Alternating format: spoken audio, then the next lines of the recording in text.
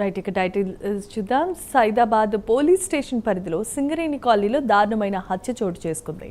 హమేర్ అనే 35 ఏళ్ల వ్యక్తిపై స్థానిక యువకుడు కొబ్బరికాయలు కోసే కత్తితో అంతా చూస్తుండగానే విచక్షణారహితంగా దాడి చేశాడు. ఈ ఘటనలో తీవ్రంగా గాయపడిన హమీర్ను స్థానికులు వెంటనే ఆసుపత్రికి తరలించగా చికిత్స పొందుతూ చనిపోయాడు. మృతుడు హమీర్పై గతంలో కూడా పలు క్రిమినల్ కేసులు ఉన్నాయి. ఈ హత్యకు అసలైన కారణాలేంటి? వ్యక్తిగత కక్షలా మరింకేదైనా కారణమా అనే కోణంలో కూడా సైదాబాద్ పోలీసులు దర్యాప్తును ముమ్మరం చేస్తున్నారు.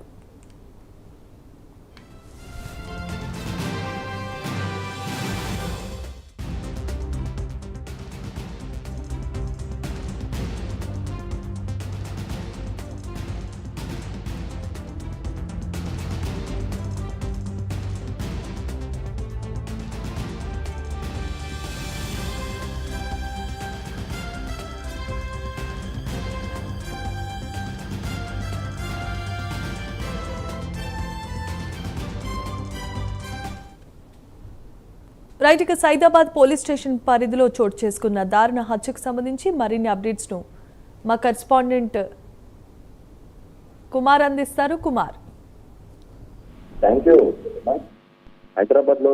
సైదాబాద్ పోలీస్ స్టేషన్ పరిధిలో సింగరేణి కాలనీలో ఈ రోజు దారుణ హత్య చోటు చేసుకుంది.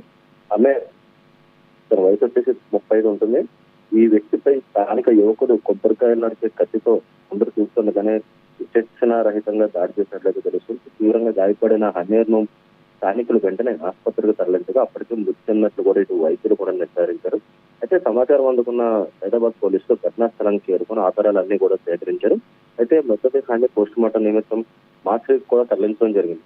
అయితే ప్రాథమిక ఇన్వెస్టిగేషన్ లోని ఏదైతే మృతుడు హమీర్ పై గతంలో పలు క్రిమినల్ కేసులు నమోదైనట్లయితే తెలుస్తుంది. అలాగే స్థానికులు చెప్తున్న దాన్ని బట్టి ఇటు మృతుడు అలాగే నిందితుడు ఇద్దరు కూడా గంజాయి సేవించి యువకుల బృందానికి చెందిన వారిగా ఏదైతే వాళ్ళకి చెప్తున్న పరిస్థితి అవుతుంది. అయితే ఈ అంశానికి సంబంధించి పోలీసులు కూడా ప్రస్తుతం ఇంకా ఎంక్వైరీ అయితే కొనసాగిస్తున్నారు. హత్యకు గల కారణాలపై అన్ని కోణాల్లో దర్యాప్తు కొనసాగిస్తున్నారు. అయితే పరారీలో ఉన్న నిందితుల కోసం ప్రత్యేక బృందాలు గాలింపు చర్యలు అయితే చేపట్టాయి. దర్యాప్తు పూర్తయిన తర్వాత ఘటనకు సంబంధించి పూర్తి వివరాలు కూడా తెలియే అవకాశం అవుతుంది.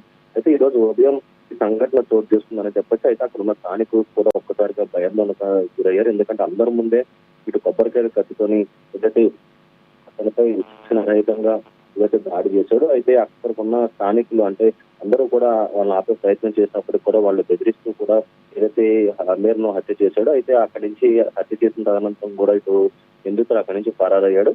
ప్రస్తుతం అతడి కోసం పోలీసులు ప్రత్యేక బృందాలతో గాలింపు చర్యలు అయితే చేపడుతున్నారు.